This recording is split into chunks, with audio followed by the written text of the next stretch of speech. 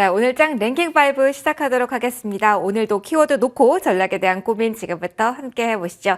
자, 오늘 함께 해주실 두 분 소개하겠습니다. 신한투자증권 이상경 차장, 차영주 MTN 전문위원 인사드릴게요. 두 분 어서 오십시오. 네, 안녕하세요. 안녕하세요.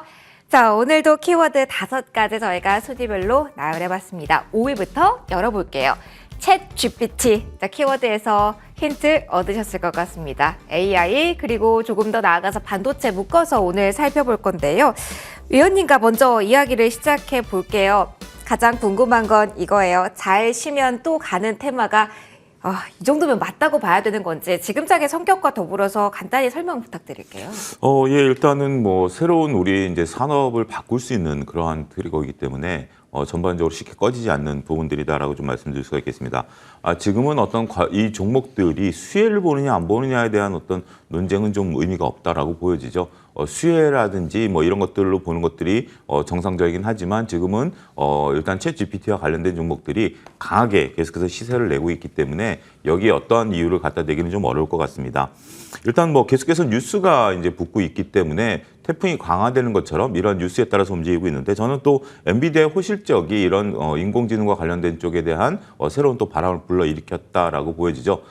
자, 정리해드리자면 전반적으로 새로운 산업의 개화를 알리는 그런 신호탄이었고 여기에 다양한 재료들이 더해지고 있는 상황, 이런 것들은 실적 베이스라기보다는 미래에 대한 기대감들이 있다라는 거죠. 뒤늦게 애널리스트 분들께서 간헐적으로 리포트들을 좀 내고 있다라는 점, 이런 것들이 나올 때마다 또 관련주들이 또 계속해서 탄력을 받아요. 근데 그 리포트를 보게 된다라면 가격에 대한 어떤 전망치는 없어요. 하지만 그 지금 올라가고 있는 기업들에 대한 분석들과 이제 기대감이 있었던 부분들인데 어쨌든 이런 것들이 모아지면서 전반적으로 강한 시세를 내고 있다, 이렇게 설명을 드릴 수가 있겠습니다. 그러면 분위기 조금 더 이어질 가능성이 이번에도 있다라고 보실까요? 지번에도 한번 얘기했지만 뉴스의 무게보다 더 오래가는 듯한 분위기를 파서 이번에 분위기는 어느 정도 예상하시는지도 살짝 궁금하네요. 이것을 지금 예상하기는 어렵죠. 근데 지금 시장의 이제 분위기는 뭐 관련 뉴스만 나오면 뭐 끌어당기는 그런 뉴스이기 때문에 우리가 지금 예단하기 진짜 어려운 영역인 것 같아요. 지금 시세를 타고 있는 상태에서 우리가 이 시세가 끝날 것이다라고 얘기하기는 어려울 것 같고 이것이 또 과하다라고 얘기하기는 어려울 것 같고 현재 시세는 시세에 물어야 되는 단계이기 때문에 뭐 보유하고 계신 분들 입장에서는 조금 편하게 가져가실 필요가 있을 것으로 보여지고 진입을 못했다라고 하시는 분들은 결국 저는 항상 말씀드리지만 이런 것에 대한 진입은 손절을 각오하지 않는 이상은 지금 사야 될 의무는 끊임없이 반복될 수밖에 없는 정말 답 없는 얘기가 되는 거기 때문에 그런 차원에서 여러분들이 잘 접근하셔야 되지 않을까 싶습니다. 알겠습니다. 차장님의 의견도 궁금합니다. 비슷한 시각을 가지고 계실까요? 사실 반도체가 이전보다 조금 더 강하게 올라오는 듯한데 신규 진입을 노리시는 분들 기준으로 말씀을 드린다면 인공지능이라는, 그러니까 조금 더 AI 반도체에 대한 베팅은 가능한 구간인지 어떤 뷰신지 궁금하네요. 전체적으로 제가 고등학생 때 ADSL이라고 하는 광통신이 들어오면서 PC방이 개화가 됐잖아요. 그때였나요? 그리고 최근에 저희가 이제 LTE가 도입이 되면서 검색에서 유튜브 쪽으로 넘어오는 시장이 있었고 그 유튜브 밑에 들어오는 산업이 뭐 저희가 이제 같은 뭐 여러 가지 개화되는 산업들이 있어서 과거에는 LTE 전에는 3G망이 있었을 때는 모바일 게임 업종들이 10배, 20배씩 올라온 흐름이었고 LTE가 되면서는 스트리밍을 중심으로 뭐 제가 지난주에 소개시켜드렸던 아프리카 TV가 한 20배 정도 올라왔죠. 그러면 최근에 계속적으로 저희가 CES 이후에 나왔던 게 딱 2가지 테마였는데 첫 번째가 로봇이었고 두 번째가 지금 계속 말씀드리고 있는 챗 GPT인데 이게 그러면 국내에서 가지고 그리고 성장하는 산업이냐? 아니잖아요. 구글이라든지 마이크로소프트가 준비를 하고 있고 이제 여러 가지 실현이라든지 그리고 저희가 이제 직접적으로 이렇게 실현하는 mo습을 동영상을 통해서 보거나 아니면 저희 같은 경우에는 여의도 본사에서 실현을 해볼 수가 있거든요. 그래서 네. 이런 부분들을 가지고 좀 접근을 해본다라고 하면 국내 같은 경우에는 단기적으로 앞전에 말씀하신 대로 엔비디아에 발현되는 관련된 테마 업종으로 오늘 움직이고 있긴 하지만 전반적으로 이런 부분에 대해서는 앞으로 챗 GPT 밑에서 성장하는 산업이 어떤 업종이 되고 어떤 사회적인 역할을 하는지에 대해서는 계속적으로 좀 관심을 가지고 지켜봐야 될 것 같습니다. 그러면은 약간 힌트를 본다면 조금 더 실현될 수 있다라는 관점에서는 로봇과 비교했을 때 조금 더 안정적인 카드로 보시는 걸까요, 차장님? 로봇 같은 경우에는 이제 산업화가 진행이 되고 이제 국내 같은 경우에도 생산 인력이 줄어들면서 이제 저희가 필요로 하는 게 아니라 반드시 가야 할 산업인 것 같고요. 그런 가운데 발현이 되고 있고 AI 같은 경우에는 실질적으로 국내에서는 계속적으로 말씀드리지만 네이버를 중심으로 가야 되는 IT 업종 그리고 그 밑에 솔루션을 제공하는 하이닉스와 삼성전자 정도가 현재로서는 가장 우선적으로 봐야 될 것 같고요. 그러면 작은 종목이 아니라 지금 만약에 투자 목적으로 진입을 하신다고 한다면 가장 먼저는 어느 쪽일까요? 네이버 쪽일까요? 아니면은 반도체주라고 보시는 걸까요? 시장에서 뭐 당사 스몰캡 오강호 연구원하고 얘기를 해보면 움직이는 거는 코난 테크놀로지와 마인즈랩 정도가 현재로서는 AI 대장주, 음성의식에 대한 부분들을 움직이고 있는 대표적인 종목인데 그것보다는 투자자 입장에서는 조금 더 길게 편하게 볼 수 있는 대표적인 업종 같은 경우에는 현재로서는 네이버가 가장 앞선에서 투자를 많이 하고 있고 진행을 하고 있는 것 같습니다. 다만 네이버를 보고 AI 이렇게 연결고리를 짓는다면 시간은 조금 여유롭게 가져야 된다라는 예, 조언 맞습니다. 주실까요? 알겠습니다. 다시 한번 또 한 번 강력하게 AI 테마와 함께 반도체 실적에 대한 이야기가 나와서 묶어서 좀 봤습니다. 긴 시각으로 그리고 단기적으로는 보유자의 영역이라는 점까지 정리를 해드리겠고요. 하나 더 보도록 하겠습니다. 어떻게 보면 AI라는 이 키워드를 끌고 가서 4위 이야기를 해야 될 것 같은데요. 원격 진료 관련된 이야기입니다. 딱 두 분과 함께 목요일날 원격 진료에 대한 이야기를 지난번에도 했었는데요. 오늘 장에서는 다른 좀 시각으로 모멘텀을 가져가도 되지 않을까라는 관점에서 질문 드릴게요. 차상에게 먼저 가볼게요. 법률적 허들이 많은 거는 뭐 아직까지 마찬가지인데 일단 최근에는 대통령 코멘트의 힘이 강해서요. 네. 오늘 보면 비대면 소아 진료 마침 며칠 전에 소아과 의사가 부족하다라는 이야기와 좀 맞물렸기 때문에 조금은 이제는 다른 방향으로 봐도 되지 않을까라는 생각도 살짝 들거든요. 실질적인 수혜 예상하고 지금부터 들어가 보는 전략도 괜찮다고 보실지 아니면 아직도 테마일까요? 아마 제가 지난주에 말씀드렸을 때는 닥터 나우라고 하는 어플이 현재 100만 다운로드고 그 밑에 댓글을 본다라고 하면 대부분 너무 편리하고 편하고 가장 실용적이다라는 댓글이 있어요. 닥터 나우 같은 경우에는 코로나 시절에 이제 비대면 진료를 통해서 약을 조제를 받고 원격 멀리 있는 곳에서 내가 고혈압이라든지 그리고 계속적으로 먹어야 될 약 같은 경우에는 반드시 내방하지 않아도 진료를 통해서 조제 가능한 이제 이런 어플인데 이 어플을 사용함으로써 의사협회에서 딱 두 가지를 말씀을 했어요. 네. 첫 번째는 이제 정해진 쉽게 얘기하면 지속적으로 먹는 약 외에는 허가하면 안 된다. 그리고 반드시 의사의 소견이 있어야 된다라고 얘기가 나왔기 때문에 소아과 진료가 부족한 건 뭐 제 친구들도 의사들이 있지만 전반적으로 봤을 때는 소아과 쪽을 선택을 안 하잖아요. 가장 먼저 선택하는 게 이제 뭐 성형외과라든지 네. 좀 이제 좀 편한 쪽 선택을 전공의를 선택을 하는데 이런 부분들이 반드시 부족할 수밖에 없는 거고 그 다음에 산부인과니까 그렇게 본다라고 하면 원격 진료에 대한 부분들은 정부가 발현을 하고 이제 실천을 하고 정책적으로 만들어 가고 있긴 하지만 리오프닝을 통해서 그 전에 코로나 시절에 너무 편한 거를 경험을 해봤어요 국민들이. 그렇기 때문에 가야 하는 방향이 정해져 있다라고 본다라고 하면 이 부분 같은 경우에는 중장기적으로도 충분히 비대면 진료는 이제 활성화된다라고 봐야 될 것 같아요. 다만 관련된 종목들이 어제 뭐 시간에서 좀 오르고 오늘 지금 윗꼬리달고 빠지고 있는데 전체적으로 봤을 때는 닥터나우 같은 경우에는 보시면 아시겠지만 네이버가 지분 투자를 했거든요. 그렇기 때문에 이런 부분들 같은 경우에는 중장기적인 트렌드가 아직까지는 시장 내에서는 관련된 종목은 아직 없습니다. 아직 없다. 네. 그렇기 때문에 시간이 걸릴 수밖에 없다. 이렇게 좀 정리는 해야 될 것 같네요. 위원님 그러면은 이어서 질문을 좀 드려볼게요. 요 비대면 의료라는 측면이 아니라 소아 진료라는 측면에서 출산율과 좀 엮어보면 어떻습니까? 이 테마에 대해서 조금 더 이전과는 다른 시각 괜찮을지 아니면 계속 아직은 조금 시간이 걸릴 쪽으로 남겨둬야 될지. 출산과 관련해서는 지금 우리가 저출산 문제이기 때문에 정부에서 계속 드라이브를 좀 걸고 지원을 할 수 있는 거죠. 그러니까 우리가 구분해야 될 것은 소아 진료를 하는 것은 이거는 법을 통과시켜야 되는 문제예요. 네. 법이 통과되지 않으면 이건 정부 의지대로 할 수 있는 게 아닙니다. 그래서 아무리 대통령께서 말씀하신 것들이 이제 우리가 하는 부분들이지만 국회를 통과하지 않은 것에 대해서 우리가 기대감을 갖는 것은 저는 조금 조심스럽다. 법이 일단 통과가 안 되면 아무리 뭐 해도 안 된다. 두 번째는 소아가 이제 우리가 이제 출산 관련해서는 정부 의지대로 할 수 있는 거다. 어떤 이제 지방자치단체든지 이것들은 정부가 어떤 정책을 꾸려 나갈 수 있고 이건 주도할 수 있는 거지만 앞서 얘기한 이 원격 진료 같은 경우 의사협회에 좀 반대 우리 어마어마하게 있기 때문에 그 부분과 정부가 의지를 갖고 할 수 있는 부분들은 구분해서 본다라면 저는 후자 쪽은 가능성이 있다. 지금 현재 저출산 문제를 대비해서 지방자치단체와 정부가 노력을 하고 있기 때문에 오히려 그런 쪽은 길게 봐도 저는 좋다. 이렇게 좀 구분해서 말씀드리고 싶습니다. 알겠습니다. 아직까지 좀 가까이 보면서 저희가 이 종목이 관련되어 있어라고 말하기는 조금 어려운 시점이라는 점, 하지만 그 방향에 대해서는 계속 주목해 볼 필요가 있다. 이렇게 이슈 정리해 드릴게요. 다음으로 넘어가 볼게요. 허들이 있었습니다. 그런데 허들이 풀리는 분위기가 좀 뚜렷하게 나오고 있는 자리기에 한 번 더 보려고 합니다. 저희 빗장도 풀리고 양해도 열리고, 저희 양해 이야기하면서 여러 번 소비 모멘텀에 대해서 이야기도 해드렸잖아요. 그래서 같이 가보려고 합니다. 위원님께 마침 인프라 투자가 아니라 소비 쪽으로는 주목해 볼 만하다라는 이야기를 해주셨기 때문에 질문을 먼저 드려볼게요.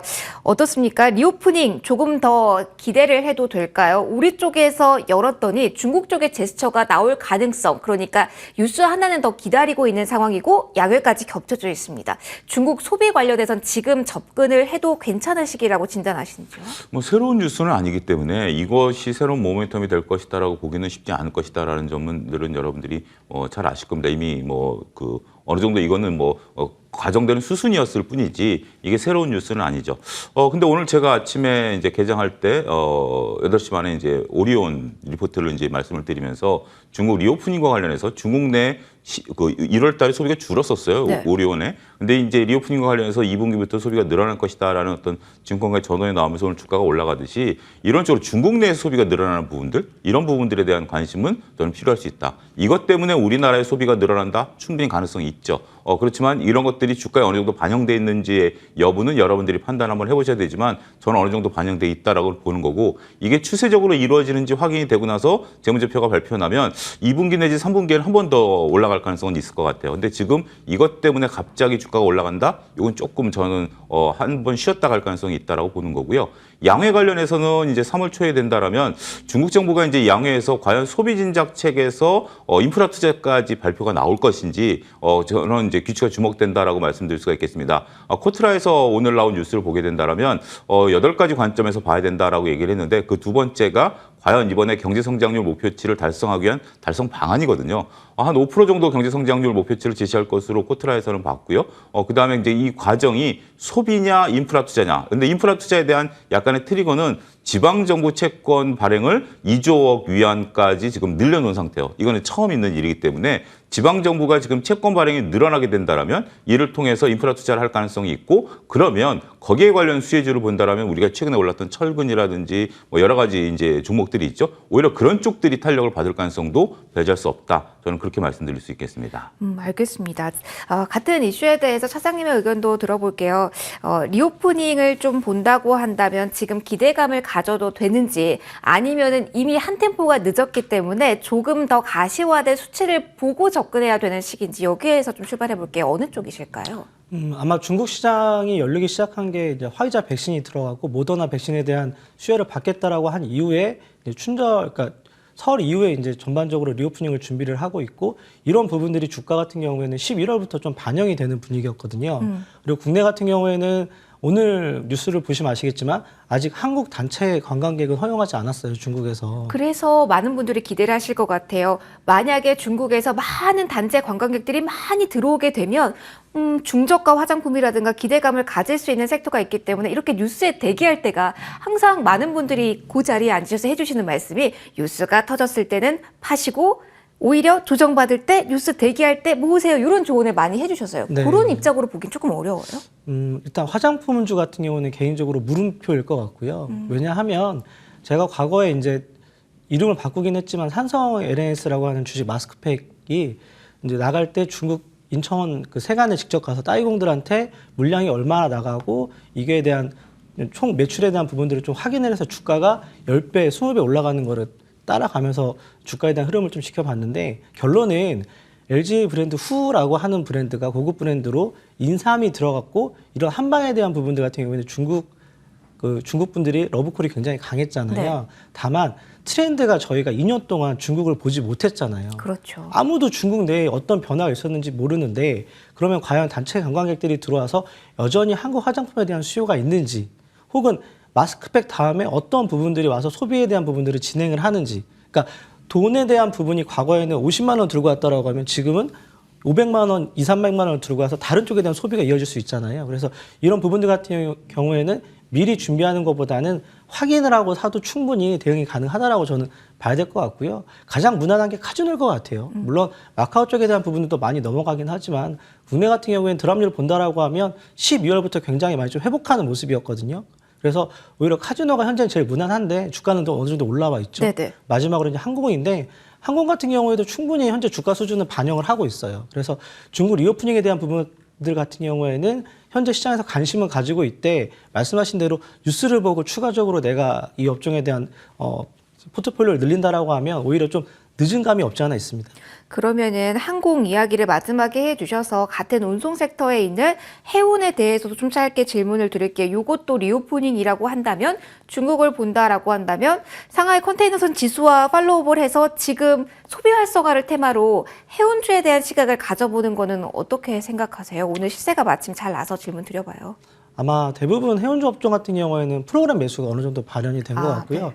BDI 운지수가 거의 한 8분의 1토막 정도 떨어져 있기 때문에 바닥에서 돈다라고 해서 이 운임이 회복돼서 해운 업종에 대한 영업이익으로 좀 연결되는 부분들 같은 경우에 좀 제한적이지 않냐라고 저는 보고 있고요. 오히려 중국보다는 뭐 미국이라든지 유럽 쪽에 대한 이런 소비 심리가 좀 살아나야 결정적으로 운임이 좀 회복되는 과정이 있을 것 같은데 해운 업종 같은 경우에는 뭐 개인적으로 그렇게 현재로서는 선호하는 업종은 아닙니다. 알겠습니다.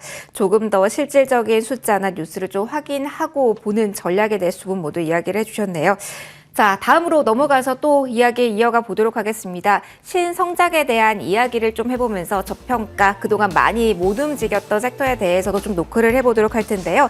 2위에 올라온 키워드 지금 바로 열어보도록 할게요. 미래시대 성급. 시장 대세인가 아니면 이 또한 유행인가. 사실 유행이라고 하면 돌풍이어야 되는데 돌풍인 적은 또 없었던 것 같습니다. 하지만 꾸준하게 언급은 되고 있었는데 전장 로봇 자율주행 이렇게 좀 크게 묶어봤습니다. 좀 세부적으로부터 출발해 볼게요. 위원님께 질문 드려보겠습니다. 저희 세 가지에 대한 이야기를 해볼 건데 사실 이게 다 묶이는 종목도 있습니다만 세부적으로 봤을 때 오늘 튀는 쪽이 있어서요. 이렇게 오늘장 수급이 이쪽으로 향했다는 거에 의미가 있는지 아니면 개별적으로 정말 미래 성장성의 포커스가 이동된 건지 그 성격부터 궁금한데요. 전반적으로 뭐 미래 먹거리죠. 이것도 뭐 인공지능과 이제 그 조금 같은 궤죠. 근데 당장 이제 인공지능 같은 경우는 우리가 이제 실현이 지금 가능한 상태에서 이제 오픈이 된 거고 전장이라든지 로봇 자율주행 같은 경우는 생각보다 좀 더디죠. 우리가 자율주행 관련해서 한 2, 3년 전부터 계속해서 얘기가 나오고 소위 애플카에 대한 이슈도 나오곤 있습니다만 아직까지 정말 오지 않는 우리한테는 아직까지 먼 피부다라고 좀 말씀드릴 수가 있겠죠. 로봇도 마찬가지고요. 로봇도 상당히 재밌는 게 우리가 산업을 로봇에서 얘기를 하고 있지만 대표적인 기업 같은 경우 작년에 매출이 줄었어요. 왜냐하면 이미 어느 정도 투자가 끝난 상태이기 때문에 지금 로봇이 계속해서 쓰려면 뭔가 투자가 일어나야 되는 시대인데 또 그런 것도 아니거든요. 그렇기 때문에 우리의 생각과 참 그 실적이 괴리가 큰 부분들이다라고 좀 말씀드릴 수가 있겠습니다. 그나마 이제 전장에 대한 부분들은 앞으로 이제 전장 비중이 올라가다 보니까 이런 것들이 매출이 실질적으로 눈에 잡히는 그런 부분들이다라고 좀 말씀드릴 수가 있겠는데 지금은 아무래도 인공지능 테마가 워낙 강하다 보니까 이게 이제 잠재돼 있었던 이런 테마들이 다시 들고 일어났다라고 좀 말씀드릴 수가 있겠고 이쪽에 관련해서는 계속해서 우리가 이제 커져가는 시장에 있어서의 어떤 그 산업 사이클 속에서의 종목들이 계속해서 앞서거니 뒤서거니 하면서 관심을 좀 끌 수 있는 이런 부분들이다라고 좀 말씀드릴 수가 있겠습니다. 알겠습니다. 그러면 동일한 이슈에 대해 차장님의 의견도 궁금합니다. 튀는 종목들에 대해서 저희가 관심도를 가져도 되는 시점인지 저희 인공지능 이야기하면서 로봇도 살짝 이야기해 주시긴 했습니다만 궁금합니다. 사이즈가 큰 쪽을 여기에서 노려야 되는지 아니면 개별적인 모멘텀에 집중해도 되는 그 영역이 아직 남아있는지 어느 쪽이실까요? 로봇이 정말 필요로 하는 곳은 도시가 아니에요. 농촌? 네, 오히려 시골인데 왜냐하면 이제 시골에 계신 분들이 나이가 드시고 이제 하루에 두세 번 정도 약을 먹고 그리고 이제 소위 시골 이제 읍내에서 치킨을 튀기고 그리고 서빙을 하고 그리고 이제 노인들하고 대화를 하고 이런 부분들이 인구가 소멸이 되고 줄고 사람이 할 자리가 그리고 사람을 못 구하고 자영업자분들이 가장 어려운 게 아파서 못 나오는 종업원을 관리해야 되는 부분이에요. 이런 부분들을 로봇이 채워주고 있는데 뭐 산업용 로봇이 있고 서비스용 로봇이 있고 그리고 저희가 이제 커피를 이제 구현해주는 이런 이제 로봇이 있는데 이 로봇 산업 자체가 불가피한 산업에 대한 방향성이 끌고 가는 거대한 변화기 때문에 시장에서는 평가를 받고 테마 업종이고 주도 업종에서 전반적으로 움직이는 흐름이 있지만 앞선에 있는 대기업들 같은 경우에는 현대모비스 같은 경우도 다이나믹 보스턴 이미 투자를 실현을 했고 삼성전자 같은 경우에는 레인보우 로보틱스 삼성전자 출신 연구원이죠. 카이스트 쪽에서 이런 부분들에 대한 투자를 하고 있고 가까이 와 있습니다. 저희가 뭐 2, 3년 전에 청소형 로봇을 시작으로 해서 최근에는 좀 큰 식당을 가면 칼국수 서빙하는 직접 로봇이 오고 그리고 이제 이런 부분들이 발현이 되고 있기 때문에 그 밑단에는 당연히 기계 업종이 가장 우선시 돼야 될 것 같고 그 다음에 로봇에 대한 부분 같은 경우에는 계속적으로 관심을 갖고 좀 중장기 트렌드로 좀 봐야 될 것 같아요. 국내뿐만이 아니라 미국 쪽에서도 사람을 대체하는 인력으로 충분히 구현이 되고 있고 이제 사무자동화, 그러니까 쿠팡 보시면 이제 물류센터에 사람이 없잖아요. 그런 식으로 사람을 대체하는 부분에 굉장히 큰 역할을 하고 있기 때문에 헤드에 대한 부분이 과거에는 단순하게 왔다 갔다라고 하는 단순 작업이었다라고 하면 이제 로봇 같은 경우에도 AI가 들어가고 직접적으로 명령이 되고 인식이 되고 혼자 발현을 하는 그런 모습이 있기 때문에 전반적으로 로봇 산업에 대한 부분 같은 경우에는 큰 물결에 대한 변화다라고 인정을 해야 될 것 같습니다. 그러면 약간 헷갈려서요. 저희 인공지능에 대한 키워드 또 한 번 언급이 됐고요, 차장님. 저희 로봇에 대한 이야기를 뭐 자율주행 전장과 같이 질문 드렸을 때 가장 콕 집어서 이야기를 해주셨습니다. 그러면 주식시장의 투자의 관점으로 봤을 때도 로봇 주로 웃기는 종목을 투자해야 된다, 투자할 만하다라는 조언 주시는 걸까요? 그러니까 뭐 유일 로보틱스라든지 레인보우 로보틱스 이런 식으로는 주가가 어느 정도 충분히 올라와 있잖아요. 그러니까 지금은 소위 말해서 대응의 영역이고 트레이딩의 영역인데 이런 주식들을 스트롱 바이에서 정말 큰 시세를 가져가느냐라고 하는 부분 같은 경우에는 각자의 판단일 것 같아요. 다만 개인적으로는 뭐 현대건설기계라든지 만도라든지 현대모비스라든지 이런 식으로 어느 정도는 산업에 대한 트렌드나 방향을 끌고 가는 기업 그리고 오늘 두산이 좀 움직이잖아요. 그래서 이런 부분들에 있어서는 좀 큰 기업들도 어느 정도는 방향성을 잃고 가고 있다라고 좀 접근을 해도 될 것 같습니다. 알겠습니다. 그리고 저희 하나만 더 볼게요. 이 섹터에서 전장 로봇 자율주행 이렇게 꼽아놓은 이유 중에 하나가 LG전자 리포트가 요즘 이쪽으로 많이 나왔기 때문인데 뒤에 이어서 저희가 AS를 받아보긴 하겠습니다만 위원님의 오늘 짝에서의 의견도 궁금해서 질문을 좀 짧게 드리고 갈게요. LG전자가 이렇게 테마가 묶이면서 오늘 장 강한데 LG전자가 선두에 서서 이 테마를 움직여준다는 거에 대해서 특별히 의미 부여도 가능할까요, 위원님? LG전자는 준비를 오래 했죠. 이거는 뭐 그룹의 총수께서 우리는 전장으로 간다라고 했고 모든 것들을 총력을 쏟아붓고 있는 거기 때문에 이거는 테마를 따라가는 게 아니라 테마를 선도하고 있는 거죠. LG전자 같은 경우는 뭐 모든 그룹사를 통해서 전장과 관련해서 정말 이들이 왜 자동차를 하지 않는가 의미 들 정도로 쏟아붓고 있는 것들이 이제 결실을 이제 과실을 이제 수확하는 과정이지 이게 지금 테마를 따라가는 종목이다? 이건 좀 결이 다르다 저는 그렇게 말씀드릴 수가 있겠습니다. 알겠습니다. 결이 다르다라는 이야기 해주셨습니다. LG전자에 대한 개별적인 AS는 저희 코너 마지막에 해드리도록 할게요. 자, 1위에 오른 키워드와 함께 저희 수급적인 이동 그에 대한 포인트 맞춰보도록 하겠습니다. 좀 크게 묶어봤어요. 전기차 관련주로 묶어봤고요. 카테고리는 사실 며칠 전부터 있었는데 저희가 오늘 짝에서 좀 뚜렷한 흐름이 나와서 1위에서 좀 다뤄보려고 합니다. 차장님께 먼저 질문을 드릴게요. 사실 기사가 좀 많이 나온 자리이긴 합니다만 계속해서 이런 흐름이 이어질지 궁금해요. 리튬 가격 하락이라면 계속해서 국내 2차 전지주는 활기를 잃어갈 수밖에 없는지 우리 증시 내부에서는 수혜주는 없는지 여기에서부터 좀 출발을 해볼까요? 어떤 의견이실까요? 아마 양극재나 음극재에 대한 원재료를 중국에 많이 의존을 하고 있고 이런 가격 변동을 전가를 할 수 있느냐라고 하는 부분이 가장 셀 업체한테는 가장 이슈가 되는 화두인데 최근에 이제 뭐 에코프로라든지 LNF 그리고 이제 그 밑단에 있는 일진 머티리얼즈까지 롯데가 인수를 하면서 산업에 대한 부분 같은 경우에는 다음 달 초에 테슬라 데이까지 좀 이어지는 분위기인 것 같고요. 아마 IRA 세부 법안이 발현이 되면 주가 같은 경우에는 좀 쉬어갈 수 있는 구간이 나올 것 같아요. 근데 전기차 업종 전반적으로 주가가 좋을 때는 강하게 업종에 대한 트렌드를 이끌어가지만 또 좀 쉴 때 같은 경우에는 약 한 6개월에서 8개월 정도 좀 주가가 좀 쉬어가는 모습이거든요. 뭐 개인적인 아이디어는 이번에 3월 초에 대한 기대감으로 좀 가지고 가면서 그런 부분들이 마무리가 되고 난다라고 하면 2분기, 3분기 실적 전후로 다시 또 재매수해서 실적으로 확인하고 주가가 어느 정도 들어올리는 그런 모습을 봐야 될 것 같고요. 결정적으로는 캐파 증설에 대한 부분들을 좀 반영을 하고 있고 이런 부분들이 국내가 아니라 미국 쪽에서 준비하는 대기업들이 있기 때문에 그런 부분들에 대해서는 여전히 좀 간신권에 두고 나름 분기마다 트레이딩에 대한 부분들로 가져가도 충분히 대응이 가능하다라고 저는 보고 있습니다. 이 이슈에 따라서 추세적인 하락이 될지는 않을 것이다라는 의견이시군요. 그럼 위원님께도 궁금해서 질문 드려보도록 할게요. 사실 저는 그렇게 생각을 좀 해봤어요. 리튬 가격이 떨어지면 뭐 소재 가격, 그리고 결국은 수혜가 누굴까 생각을 해봤더니 결국은 이 배터리를 싸게 살 수 있는 완성차가 아닌가라는 생각이 들어서요. 이렇게 연결고리를 지금부터 가져가도 되는지, 그리고 오늘 나온 외국인들이 자동차를 많이 사고 있는 것도 이 연결고리에서 있는 건지 그 성격이 궁금해요. 어떻게 보시는지요?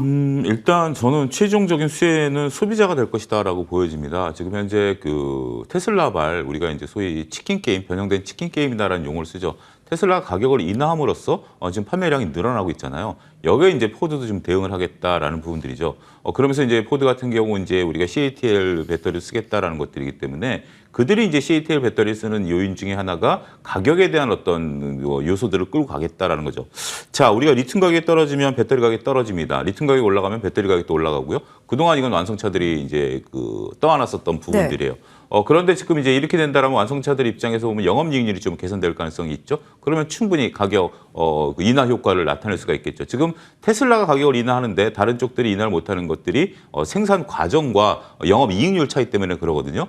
테슬라와 영업이익률이 거의 뭐 두세 배 정도, 한 2배 정도 차이가 나기 때문에 극단적으로 테슬라는 지금 가격을 내려도 영업이익률이 완성차 정도까지 떨어진다 하더라도 버텨낼 수 있지만 기존의 완성차 업체들은 버티지 못하는 거죠. 이 부분에 이제 테슬라가 읽어내고 결국 재무제표 갖고 싸우기 시작하는 건데 리튬 가격이 전반적으로 떨어진다면 다른 완성차 업계들도 좀 여유가 생기는 거죠.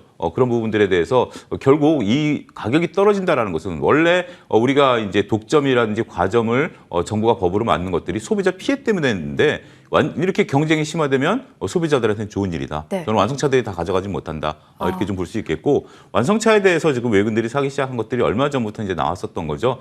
블루링크 서비스를 미국에서 무료로 제공하면서 이제 하드웨어에서 소프트웨어로 가겠다. 그러니까 네. 우리가 이제 테슬라 같은 경우 많이 이제 테슬라를 사는 분들이 소프트웨어를 보고 사시는 분들이 있는데 현대차 같은 경우도 우리가 소프트웨어를 우리가 써봐라라는 식으로 이제 무료 제공을 하는 거예요. 그래서 그게 한 열흘 전인가요? 리포트가 나왔고 그게 이제 과거에 현대차가 미국에서 드라이브를 걸 때 10년 10만 킬로, 그 다음에 2008년 이후에 서프라임 때는 실직자 그 재매 프로그램 네. 이런 걸 드라이브를 걸면서 점유율을 높였듯이 이번에 세 번째 드라이브고 여기에 대해서 상당히 좀 긍정적인 증권가 얘기들이 좀 나왔고 이런 추세적으로 지금 현재 이쪽 수급들이 들어오고 있는 요소가 아니겠나 말씀드리겠습니다. 그러면 내부적으로 봤을 때 소프트웨어 쪽에 관심이 집중되어 가는 시점이기 때문에 기존의 전기차 부품도 알게 모르게 정말 많이 올라왔잖아요. 여기에서 추가적인 수혜를 기대하기는 무리라는 관점으로 이야기해 주시는 걸까요? 아니요, 그렇지는 않습니다. 어차피 전기차 쪽에 대한 어떤 결국 이 블루링크 서비스를 무료로 제공하면 현대차 입장에서는 한 $300 정도 비용이 좀 들어가는 부분들, 네.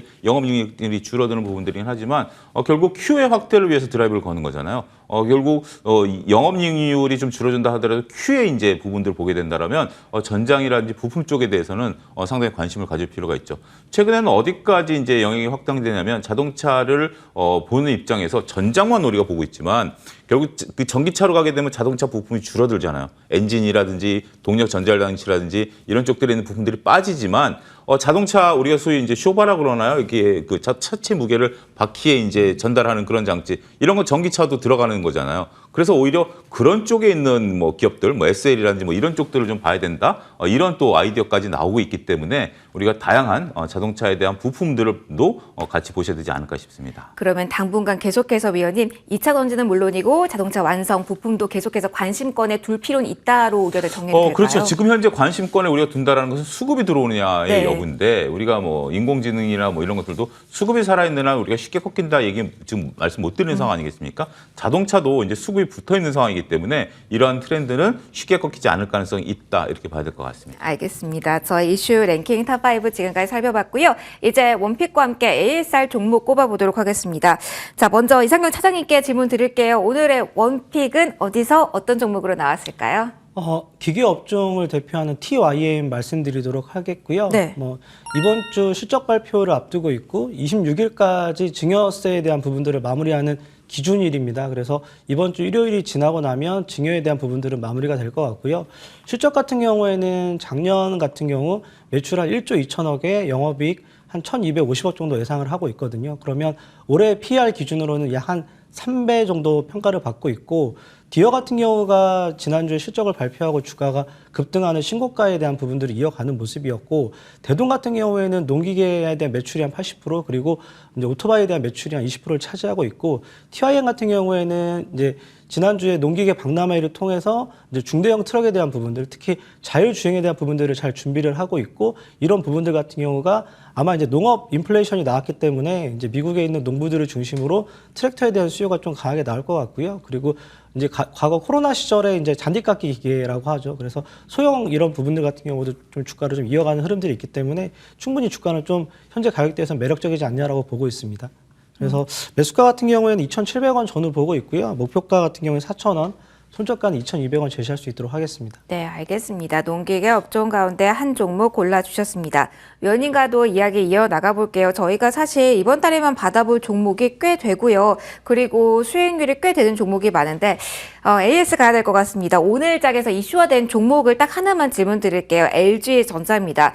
이슈화가 되지 않았을 때나 아니면 이슈화에 더 탄력이 기대되는 자리에서 두 번이나 저희가 추천을 받아봤던 종목입니다. 지금 자리에서는 어떻게 분석 주실까요? 더 기대를 해봐도 더 분위기 이어갈 것이로 이렇게 보실까요? 예, 일단은 뭐 조금 우리 좋은 종목이 테마에 엮이게 되는 것이 어떻게 보면 조금 위태로울 수도 있죠. 근데 좋은 종목이 테마로 엮이면서 갑자기 시세가 분출하면 오히려 매도 사인이다라고 저는 생각을 하거든요. 근데 지금 테마가 이제 붙긴 하지만 일단 LG전자 같은 경우는 조금 결이 다르다라고 말씀드렸던 것이 단순하게 기대감이 아니라 이제 재무제표가 찍히는 부분들이거든요. 그러니까 전장에 대한 재무제표에 가 이제 작년 3분기부터 흑자 전환이 됐고 이런 것들이 이제 점점 더 수익이 극대하게 늘어나는 부분들이다라고 보게 된다라면 그동안 LG전자가 전장에 대해서 쏟아부었던 돈들이 막대합니다. 그러니까 과거 LG화학이 2차전지 분야에 있어서 약 10년 동안 돈을 쏟아붓다가 플러스가 나면서 이제 LG엔솔을 분할 상장하지 않았습니까?